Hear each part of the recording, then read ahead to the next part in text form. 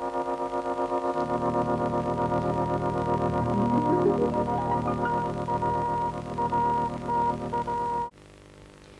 õhtust, lugupeetud vaatajad, jätkame kava uudistega. Meie vabariigi saabus Ungari Rahvavabariigi Solnoki komitaadi nõukogu töötajate delegatsioon, keda juhib Solnoki komitaadi nõukogu täitevkomitee esimehe asetäitja Tibor Ulvetski. Täna hommikul võttis külalised vastu Eesti NSV ministrite nõukogu esimees Walter Klausson. Leidis aset sõbralik jutuajamine, millest võtsid osa Eesti NSV ministrite nõukogu esimehe esimene asetäitja Arnold Rüütel, Eesti NSV ministrite nõukogu esimehe asetäitja, Eesti NSV välisminister Arnold Green ja teised seltsimehed.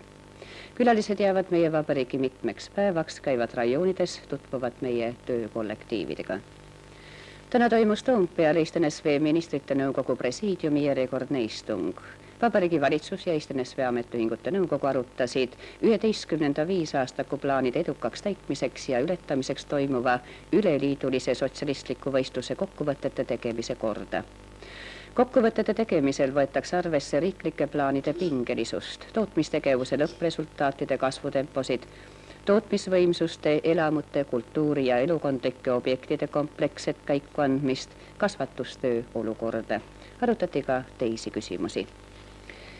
Täna annab riiklikule komisjonile üle oma uue objekti Tartu meditsiinikooli ühiselamu, üks paremaid Tartu ehituskollektiive, kompleksbrigaad, mida juhib Tõnis Hõlpus.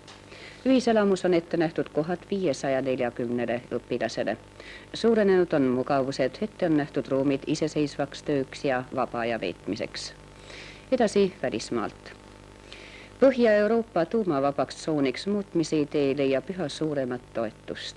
Enamik norralasi kiidab heaks ettepaneku luua Põhja-Euroopas tuumavaba tsoon, rõhutab Oslo ajaleht Arbeiterbladet, valitseva Norra töölispartei häälekandja. Ajalehe algatusel korraldatud avaliku arvamuse küsitlusel toetas peaaegu 70% norralasi tuumavaba tsooni loomist. Norra töölispartei deklareeris, et Põhja-Euroopas tuumavaba tsooni loomise ettepanek saab partei valimiskampaania üheks peateemaks seoses sügisel toimuvate korraliste parlamendivalimistega.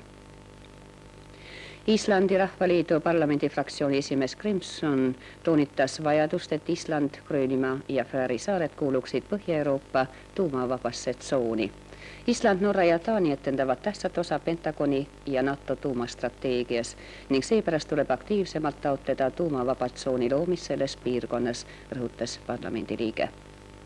Soome sotsiaaldemokraatliku partei esimees Sorsa ütles intervjuus ajalehele Suomen sosiaalidemokraatti, et Soome pooldab aktiivselt tuumavaba tsooni loomist.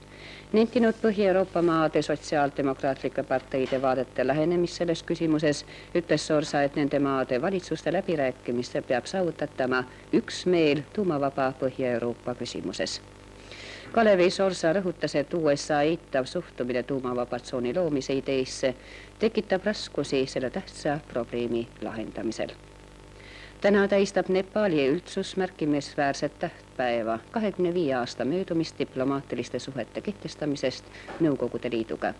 Katmandus toimuvad pidulikud koosolekud ja osavõturohked seminarid, kus toonitatakse Nepali Nõukogude sõbralike suhete tähtsust rahu kindlustamisel Aasias. Möödunud nädala jooksul langes Salvadoris parempoolse terroriohvriks 101 inimest. Sellest teatas eilse jutluse ajal San Salvadori peapiiskop. Täna algas Roomas kohtuprotsess Türgi kodaniku Ali Akça üle, kes maikuus tegi atentaadi Rooma paavstile. Itaalia seaduse kohaselt võidakse Ali Akçad karistada kuni eluaegse vanglakaristusega. Nii palju uudiseid praegu, kohtume uuesti kell 20.30.